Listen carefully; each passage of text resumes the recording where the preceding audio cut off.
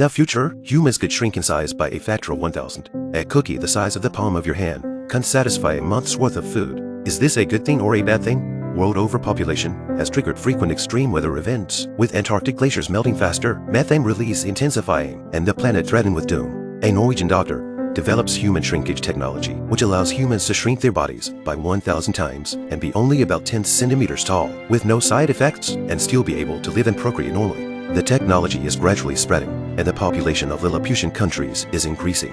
However, a new problem arises.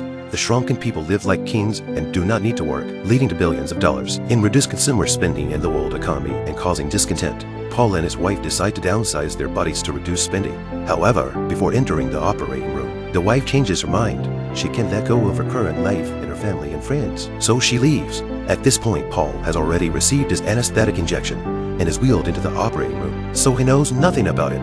Before a reduction can take place, metal objects in the body, such as dentures and teeth, must be removed. Otherwise, the dentures won't be able to shrink while the shrinking is taking place and will cause the head to explode. When Paul leaves the operating room, after being transformed into a little person, he learns that his wife has come home. As a result of this incident, their relationship broke down and they eventually chose to divorce. Thinking back on these past events, Paul was disheveled for a year. A year later, Paul regrouped, bought a rose and prepared a candlelight dinner to start a new relationship, but still failed. He gives the larger-than-life rose to his neighbor, who happens to be hosting a party.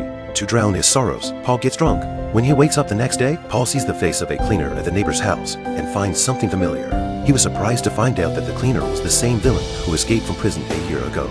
At that time, the people in prison had shrunk a Downsizing people in order to torture them. However, due to the unskilled technique, he resulted in many people losing their lives. This janitor, Chen Yulan, was the only survivor, but he lost his leg. Paul looked at the figure limping with his left leg and was filled with sympathy. He was a physiotherapist with a strong sense of professionalism. He decided to help him home and correct his leg. However, it was accidentally broken. Paul admits his mistake and promises to take over until he recovers. However, Yulan Chen not only needed to clean several houses, but also to conduct humanitarian condolences and distribute food in the old neighborhood every day, which would last for at least a month. Feeling a bit overwhelmed, Paul asked his neighbor to help find an excuse to take him away. The neighbor took Paul under the pretext of going to the Norwegian Lilliputians, saying that it would take at least 10 days and a half months before he could return. Yuan Chen also offered to go, as he had been invited by Dr. Jorgen many times before, but had never had the chance to go. They all awkwardly agree. Once in the Norwegian Lilliputian country, Paul learned that Dr. Jorgen was working on a new technology.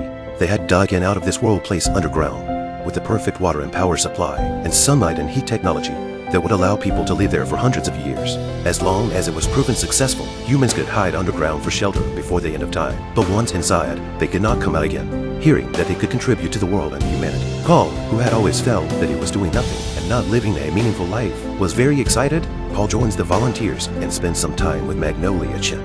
A bond developed between them. Magnolia asked him if he was willing to stay for her and if it made sense to live for her. As they walked into the passageway leading underground, Paul suddenly understood Chen Yulan's words and realized that there were people around him who needed him and that life could not be meaningless. He ran out again, hugged Chen Yulan tightly, and watched the passageway being buried by the mountain mud, thankful that he had figured it out in time. Later, Paul participated in humanitarian charity activities with Chen Yulan and saw that his existence was meaningful, and only then did he feel qualified to save the world and humanity.